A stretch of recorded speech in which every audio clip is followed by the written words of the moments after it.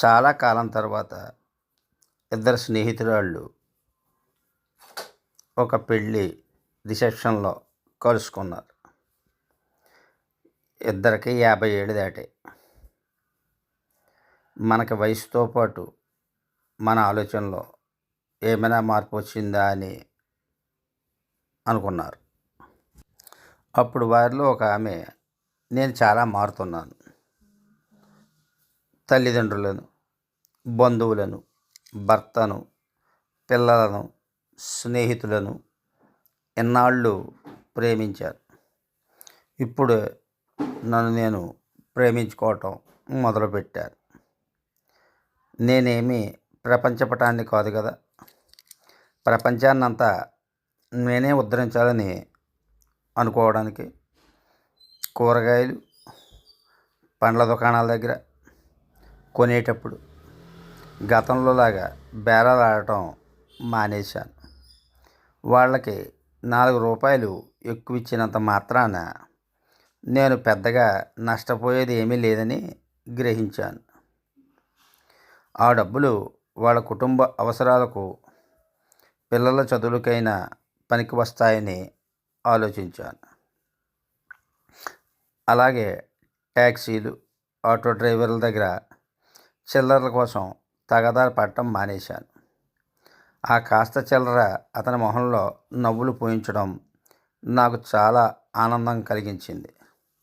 ఏదేమైనా జీవితం కోసం నాకన్నా ఎంతో కష్టపడుతున్నారు వాళ్ళు.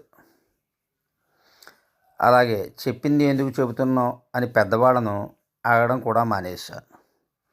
వాళ్ళు గతాన్ని నెమరేసుకోవటానికి అది పనికి వస్తుందని గ్రహించారు. తోటివారిలో తప్పు ఉంది అని తెలిసిన వారిని సరిదిద్దే ప్రయత్నం మానుకున్నాను.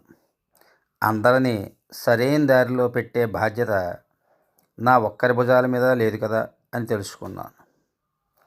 సమగ్రత కన్నా ప్రశాంతత ముఖ్యం అనుకున్నాను. ఉచితంగా, ఉదారంగా అభినందనలు అందరిపై కురిపిస్తున్నాను. అది వారితో పాటు నాకు ఆనందాన్ని ఇస్తోంది. రోజు రోజుకు మారుతున్న నా రూపాన్ని చూసి కంగారు పడటం మానేశాను. ఆకారం కన్నా వ్యక్తిత్వం ముఖ్యమని తెలుసుకున్నాను. నాకు విలువనివ్వని వారికి దూరంగా జరగడం నేర్చుకున్నాను. వారికి నా విలువ ఏమిటో తెలిసి ఉండకపోవచ్చు, కానీ నా విలువ నాకు తెలుసు కదా. ఎవరైనా నన్ను తీవ్రమైన పోటీలోకి లాగాలని చూసినప్పుడు ప్రశాంతంగా ఉండడం నేర్చుకున్నాను. నాకు ఎవరితో పోలిక, పోటీ అవసరం లేదనుకున్నాను. నా భావావేశాలు నన్ను కలవరపెట్టకుండా చూసుకుంటున్నాను. ఎందుకంటే నన్నుగా మనిషిగా నిలబెట్టేవి అవే కదా.